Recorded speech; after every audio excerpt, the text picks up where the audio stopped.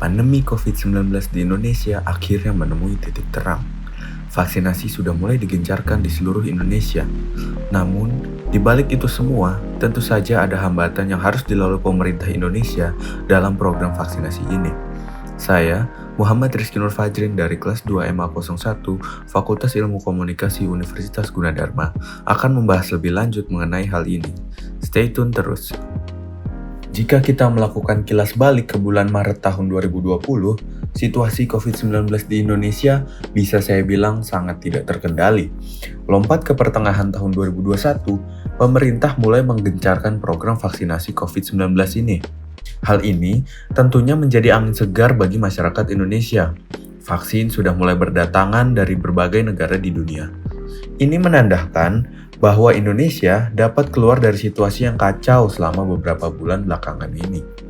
Saat video ini dibuat, vaksin yang sudah tersedia di Indonesia terdapat beberapa macam. Yang pertama, ada Pfizer yang dikembangkan oleh Pfizer Inc. dan BioNTech. Vaksin ini sudah dikaji dan dapat ditoleransi pada semua kelompok usia.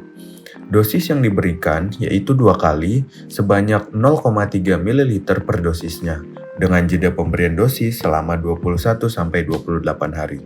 Yang kedua, ada Moderna yang dikembangkan oleh Moderna Inc. dan National Institute of Allergy and Infectious Disease di Amerika Serikat. Sama seperti Pfizer, Moderna disuntikan kepada pasien sebanyak 2 kali sebanyak 0,5 ml per dosisnya dengan jeda 28 hari. Penerima vaksin ini masih diprioritaskan untuk orang yang sudah berusia 18 tahun ke atas.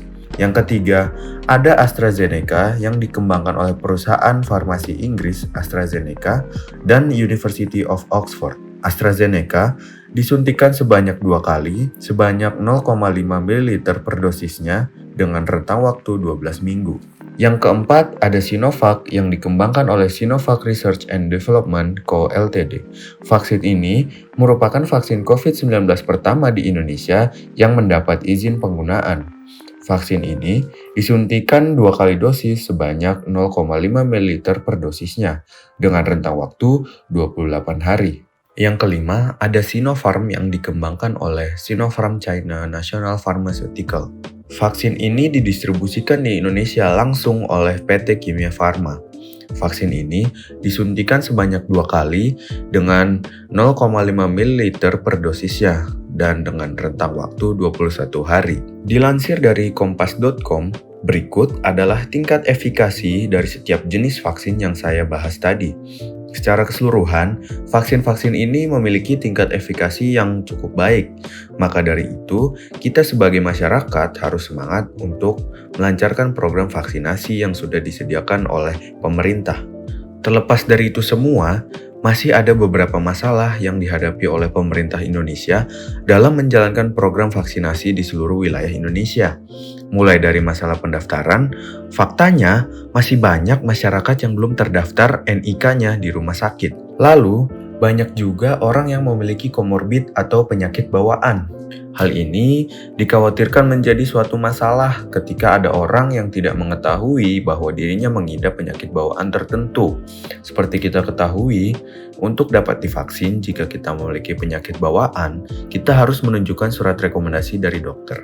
Berikutnya, juga masih banyak masyarakat yang meragukan keamanan vaksin, efektivitas vaksin, dan juga kehalalan vaksin itu sendiri. Maka dari itu, pemerintah berusaha menyelesaikan masalah ini dengan memberikan informasi publik yang sangat membantu. Masalah selanjutnya yaitu terkait pengadaan vaksin itu sendiri. Pada Februari 2021, dilansir dari klikdokter.com, Indonesia sudah memegang 3 juta dosis vaksin dengan target 122 juta dosis dalam 1 tahun ke depan. Hal ini tentunya dapat dicapai seiring berjalannya waktu. Distribusi vaksin juga menjadi masalah dalam pemberian vaksin di Indonesia.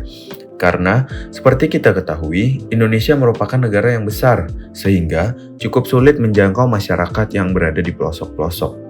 Untuk menyukseskan program vaksinasi nasional, tentunya diperlukan partisipasi dari seluruh lapisan masyarakat Indonesia. Maka dari itu, saya mengajak para penonton untuk mengikuti program vaksinasi sesuai dengan anjuran pemerintah. Kita, sebagai bagian dari generasi Z, harus menjadi agen perubahan untuk Indonesia yang sembuh dari COVID-19. Kalian-kalian yang sudah vaksin dapat meyakinkan keluarga, teman, pacar kalian, juga dengan menjelaskannya dengan pendekatan yang mudah dimengerti. Selain itu, kalian jadi bisa ikutan upload foto di Instagram loh. Tunggu apa lagi? Ayo vaksin!